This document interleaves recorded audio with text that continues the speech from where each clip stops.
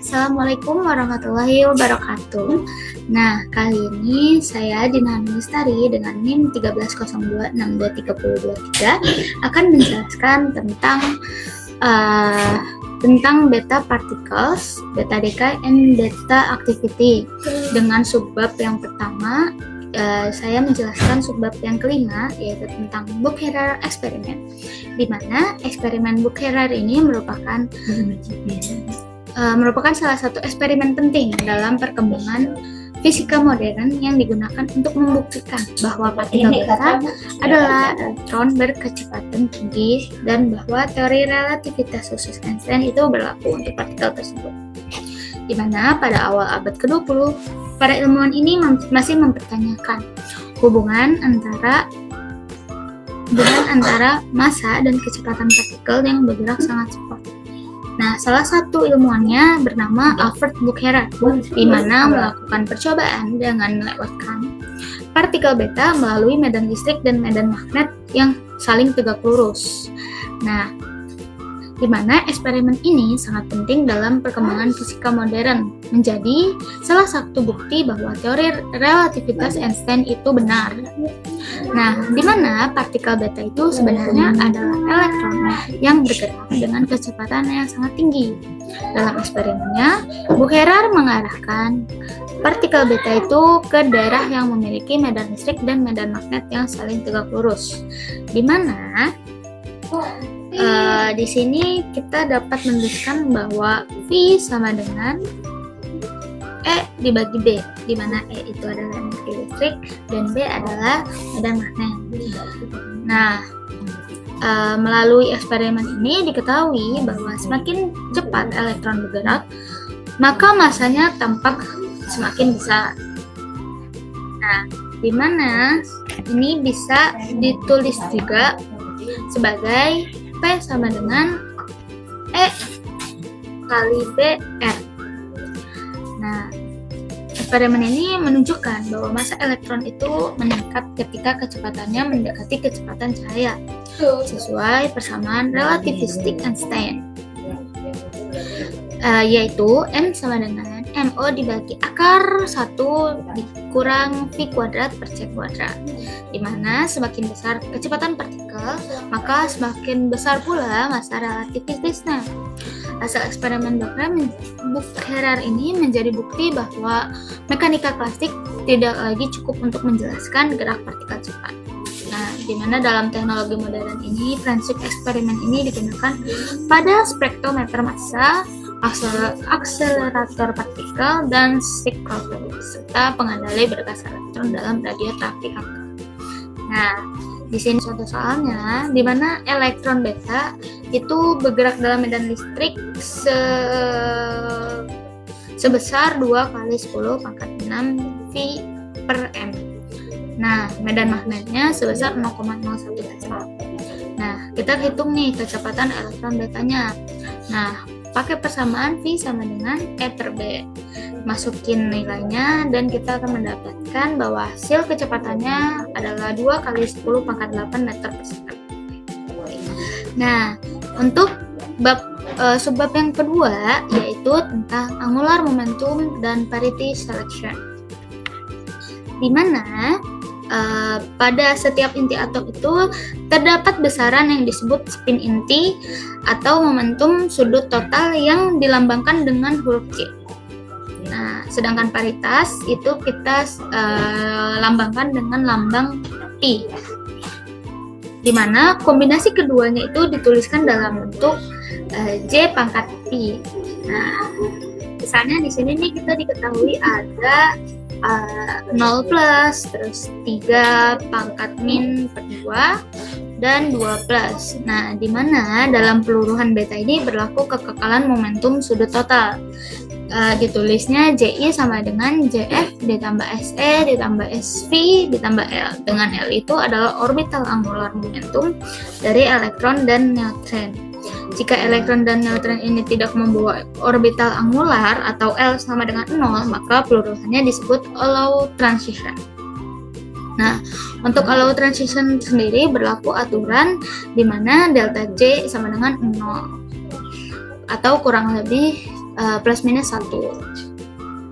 Nah, tetapi jika 0 itu tidak mendekati 0 dan paritas tidak berubah, maka peluruhannya disebut forbidden transition, di mana artinya semakin besar perubahan momentum sudut, maka semakin sulit peluruhan terjadi dan semakin kecil probabilitasnya. Nah, paritas orbitalnya juga ditentukan oleh T sama dengan min 1 pangkat L. Dimana jika L genap itu maka paritasnya tetap, tapi kalau jika L-nya ganjil maka paritasnya berubah. Gitu. Nah, selection rules ini juga sangat penting nih untuk menentukan jenis transisi inti, struktur inti atom, serta probabilitas peluruhan radioaktif pada reaktor nuklir. Nah, di sini ada contoh soal nih. Contoh soalnya di sini itu ada klasifikasi peluruhan berikut, di mana 89 SR dengan 5+/2 menjadi 89 Y dengan 1 pangkat min per 2, di mana kita cari perubahan spinnya dengan cara delta J.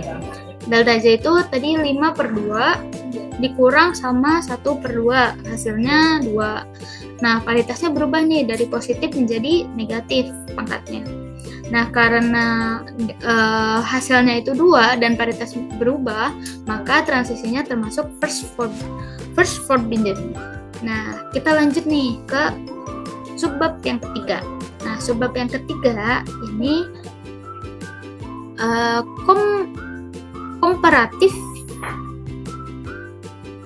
komparatif half-life and forbidden decays. Nah, di mana dalam peluruhan beta probabilitas suatu inti untuk meluruh dapat dibandingkan menggunakan besaran komparatif half-life yang dinyatakan sebagai Ft.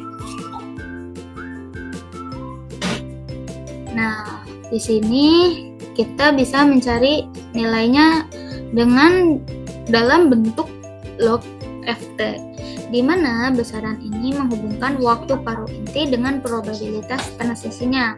Nilai Ft ini disebut pace faktor atau faktor statistik yang bergantung pada distribusi energi partikel betanya. Nah, di mana seperti yang kita tahu bahwa semakin kecil nilai log Ft-nya, maka semakin besar juga probabilitas peluruhan dan semakin cepat juga peluruhan itu terjadi. Nah, kalau misalnya semakin besar nilai log Ft-nya, maka semakin kecil probabilitas peluruhan sehingga waktu paruh menjadi sangat panjang.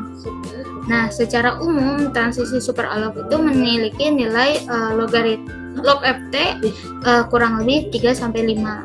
Nah, kalau untuk allow transition itu nilainya log Ft 5-7. Nah, ada lagi nih, kalau misalnya log Ft-nya 7-10 itu namanya first forbidden. Lalu kalau log Ft-nya 10-13 hasilnya itu namanya second forbidden.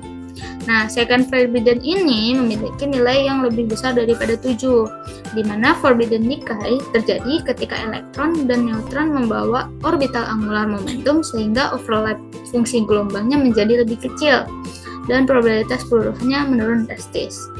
Nah, konsep komparatif half-life ini digunakan dalam penanggalan radioaktif, analisis limbah nuklir, reaktor nuklir, dan penentuan kestabilan isotop radioaktif.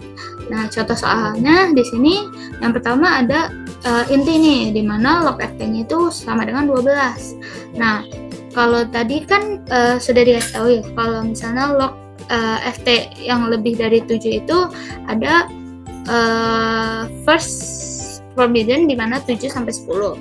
Nah, kalau misalnya 10-13 nilai angkanya itu namanya second forbidden. Nah, karena ini log Ft-nya 12, maka dia termasuk second forbidden. Oke, sekarang kita ke subbab yang keempat. Subbab keempat ini namanya determination of Debye energy, di mana energi partikel beta ini memiliki karakteristik berbeda nih, dibandingkan partikel alfa.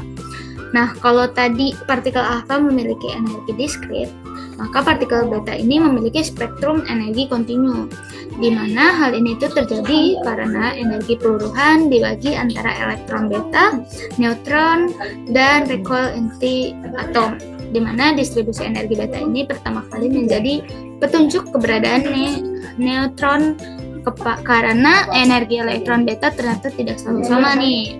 Nah, di sini ada distribusi energi beta dapat dituliskan menjadi NTE alfa P kuadrat dikali Q dikurang TE di kuadrat T. Nah, dengan Q-nya itu energi maksimum peluruhan dan P-nya momentum elektron, di mana energi maksimum beta ini terjadi ketika neutron itu membawa energi sangat kecil. Nah, penentuan energi beta dilakukan menggunakan magnetic spektrometer. Nah, pada magnetic spektrometer ini elektron beta dibelokkan oleh medan magnet sehingga momentumnya dapat dihitung menggunakan rumus P sama dengan EBR, di mana setelah momentum diketahui maka energi total elektron itu bisa dihitung menggunakan persamaan relativistik. E kuadrat sama dengan P kuadrat C kuadrat ditambah M kuadrat C pangkat 4. Nah, sedangkan energi kinetiknya itu diperoleh dari T sama dengan E dikurang MC kuadrat. Nah, penentuan energi beta itu sangat penting untuk peneliti struktur inti, gitu. Di mana energi beta dapat ditentukan menggunakan yang pertama magnetic spektrometer, lalu yang kedua scintillator detektor, yang ketiga semiconductor detektor. Nah, di sini ada soal-soal nih. Nah, kita akan mencoba untuk menjawab soal yang nomor 8. Nah, di sini nomor 8 itu soalnya yang pertama yang A, jika energi peluruhan beta Q jauh lebih besar dibanding MEC kuadrat, tunjukkan bahwa nilai rata-rata energi kuadrat elektron adalah TE sama dengan Q per 2. Nah, soal yang B-nya, jika energi peluruhan beta Q jauh lebih kecil dibanding MEC kuadrat, maka tunjukkan bahwa nilai rata-ratanya adalah TE sama dengan Q per 3. Nah, di sini jawabannya distribusi spektrum beta itu kan tadi kita lambangkan dengan NTE d theta, di mana menyatakan jumlah elektron dengan energi kinetik antara TE dan TE plus DTE. Nah, untuk pendekatan sederhananya menggunakan rumus yang tadi, MTE alfa P kuadrat dikali Q per TE kuadrat. Nah, untuk yang A itu elektronnya bersifat relativistik karena E itu sama dengan setara dengan PC. Dimana kalau misalnya kita masukkan hasilnya, nah kita menentukan energi rata-ratanya nih dengan cara TE sama dengan integral TE NTE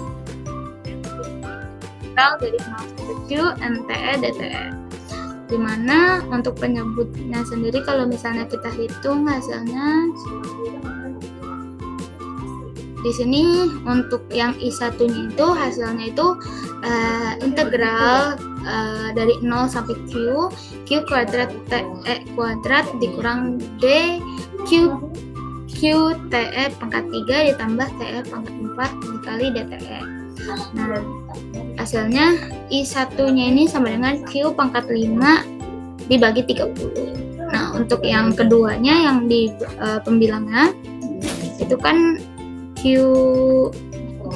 integral dari 0 sampai Q TE pangkat 3 dikali Q dikurang TE kuadrat DTE. Nah, itu hasilnya I2-nya itu Q pangkat 6